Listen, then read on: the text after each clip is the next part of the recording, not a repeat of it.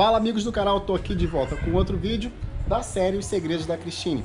Para quem tá chegando agora e não sabe, é uma série que eu tô mostrando todos os truques, todos os macetes de um carro preparado, no caso aqui é Cristine, todos os segredos dela.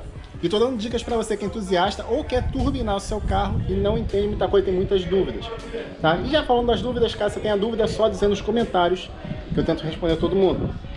É só lembrar o seguinte, eu tô avisando todo o vídeo pra a galera não dizer que eu não avisei. Como tem muito comentário aqui no canal, eu tô dando preferência para quem é inscrito. Então, já deixa o seu like aqui, já se inscreve para dar aquela forcinha, tá? Nada mais justo eu preferir o pessoal que tá inscrito dando forcinha aqui no canal, que o pessoal que chega aqui faz uma pergunta e não volta mais, beleza? Eu espero que vocês compreendam. Eu tento responder todo mundo, mas priorizar sempre os inscritos. O nosso assunto de hoje é isso aqui, ó. Escapamento. Se você está chegando agora, já falei sobre alimentação, carburador, né? Pressurização, intercooler, coletor de admissão. Tá? Só você ver na descrição aqui a lista completa. Mas hoje o assunto é escapamento.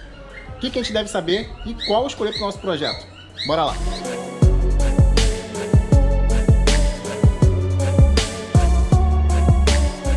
E como eu já falei, existe um cálculo para isso, é um cálculo até meio complexo, para você definir qual o tamanho correto e em qual vai ser melhor a hora do motor com aquele escapamento. Nesse vídeo aqui eu vou tentar fugir dos termos técnicos, tá? Tentar fazer uma análise bem superficial. Caso vocês queiram ver o cálculo e tudo mais que eu falo, que eu trato de uma forma mais técnica, tá aqui e tá na descrição também.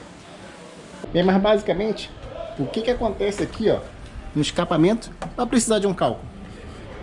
Diferentemente do que o pessoal pensa, os gases não saem de maneira uniforme, né, liso, aqui do escapamento, e o cano de descarga só serve para aumentar ou mudar o ronco do motor. Na verdade, é muito além disso.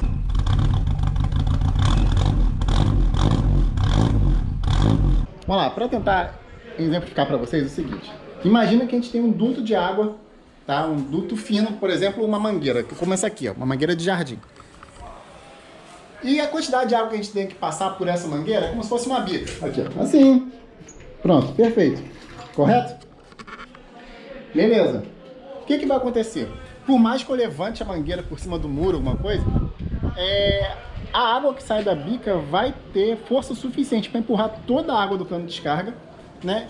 E vai ter até uma certa velocidade, uma pressão ali dentro, né? Não vai ter restrição nenhuma, correto? Mas vamos imaginar agora que ao invés daquela água da bica ali, por acaso aumentasse o fluxo, começasse a ter uma quantidade maior de água para passar dentro desse duto, que é tipo uma mangueira. O que vai acontecer? Vai ter restrição, vai começar a prender a água antes do duto, que é o tamanho da mangueira, correto? Esse é o problema dos canos de descarga muito fino. Aí qual a solução disso? Aumentar o diâmetro do cano, correto? Aí entramos no segundo problema. Se a gente aumentar muito esse duto, né, como por exemplo 2,5 aqui, como da Cristine, para passar água, né, com a nova vazão, com uma quantidade boa de água passando, vai funcionar perfeitamente. Porém, se voltar a vazão da bica ali com o duto largo, vai causar um outro problema inverso do primeiro. Como tem mais área preenchida com água dentro desse cano, né, esse cano que a gente está imaginando, a água da bica vai ter dificuldade para empurrar essa água de dentro do cano, porque há um peso maior por ter mais água. Entenderam? Vamos captar isso aí, que vocês vão entender. O escape, basicamente, é um sistema de baixa pressão que está cheio de ar oriundo da combustão do motor. Então, esses gases que saem do escapamento, basicamente, por estar em uma pressão diferente da atmosférica, quando eles saem, são expulsos aqui, eles se chocam com a pressão aqui de fora e causam o que a gente pode chamar de pequenas explosões. Então, e gera uma turbulência isso e uma restrição para tirar o ar do escapamento, né? Causa uma restrição. Quanto maior o escape, maior vai ser essa restrição. Tanto se você pegar uma folha de papel e botar aqui na frente, você vai ver que ela não se comporta de um jeito, né, contínuo, igual. Você vai ver que ela joga para um lado, joga para o outro, fica embaralhando, né? Você vai ver que o ar joga meio que para os lados, depois para cima. É porque é uma turbulência que causa aqui e dentro do escape.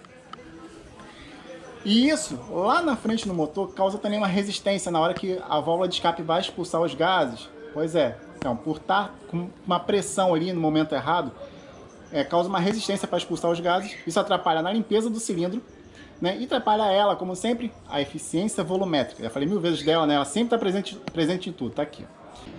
E voltando aqui para frente do carro, quando o carro não está em alta RPM, não está com uma carga alta do motor, a quantidade de ar admitido não é muito grande, né? E, consequentemente, o ar expelido também não vai ser muito violento, né? Podemos dizer assim. E com isso não vai ter tanta força, tanta energia para expulsar os gases que estão dentro do escapamento. E lembra quando a gente falou agora que quanto maior o duto de água, mais força vai ter para empurrar essa água para fora? No caso do escapamento, os gases é a mesma coisa. Por ter um duto maior, uma turbulência maior, a força necessária para expulsar os gases vai ser maior. E aplicando essa ideia no cano, é a mesma coisa. Se você usar um cano de descarga menor, a turbulência é menor, você acelera a velocidade dos gases que estão ali dentro, e com isso o carro com a menor carga consegue expelir os gases com maior facilidade. Entendeu? Por isso que a gente sempre fala, um cano de descarga maior perde torque, cano de descarga maior melhora a potência, mas perde torque também. Entendeu? Tudo isso é por causa desse efeito. E assim como você usar um cano de escape menor, vai ter menos restrição para expulsar os gases de baixa RPM ou pouca carga, né? Melhorando a dirigibilidade do motor, né? Na cidade e tudo mais. Um cano maior, né? Um cano pequeno, vai ter restrição quando tiver em alta potência, principalmente quando a gente está falando de turbinado.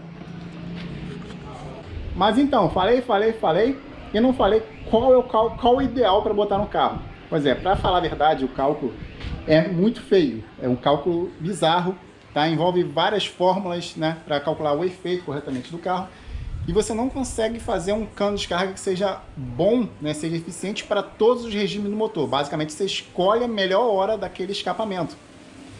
E nisso, como eu falei, vai entrar a admissão do motor, a velocidade que o pistão vai expulsar os gases, o tamanho do lift e diâmetro das válvulas, o calor do escapamento, né, a quantidade de ar admitida, a eficiência volumétrica massífica do motor, entendeu? São várias coisas que interferem nisso.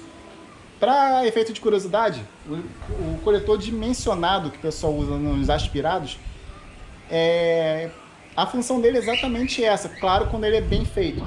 É tentar minimizar a turbulência causada no escapamento, na expulsão dos gases, e tentar botar de uma forma uniforme o gás para sair, sem que atrapalhe a expulsão dos gases lá da válvula de escape, lá no cilindro, beleza? Ficou um pouquinho confuso, mas é isso aí. Entendeu? Devido à complexidade, devido a isso, eu não posso falar para vocês, o tamanho ideal é X para seu motor ou Y. Depende de muita coisa, principalmente a cavalaria dele, né? Para quem não sabe, existe um cálculo para você saber o quanto o motor tem que aspirar de ar para chegar na cavalaria X. E nesse cálculo você consegue dimensionar mais ou menos o tamanho do escapamento, o diâmetro dele. E na Christine, o que eu uso? Eu falei que vocês iam ver porque que a Christine não é um carro de arrancada, é um dos motivos. O escapamento da Christine, a Christine é um MD 1.6, tá? Ela não tem uma boa eficiência, assim, de aspiração de ar. Como eu falei, é uma turbina 42 com 1 bar, 200 cavalos aí aproximado. Então, o escapamento dela aqui, ó, já pega aqui e vai lá para trás, são de 2,5 polegadas e vem diretão até aqui com um abafador. Aqui, ó. E tá bem velhinho já, tá? Por sinal, tá na hora de trocar.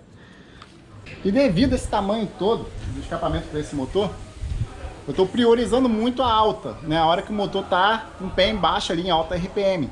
Mas estou sacrificando muito médias e principalmente baixas RPM. O Christine realmente acorda bem lento, podemos dizer assim, justo porque está perdendo bastante torque e o escapamento desse tamanho é um dos motivos. Outras coisas que interferem também nesse cálculo é a quantidade de abafadores. Quanto mais abafador você usar, por exemplo, 2 abafadores, você vai ter um torque melhor, porque você vai conseguir mudar um pouco essa turbulência do carro.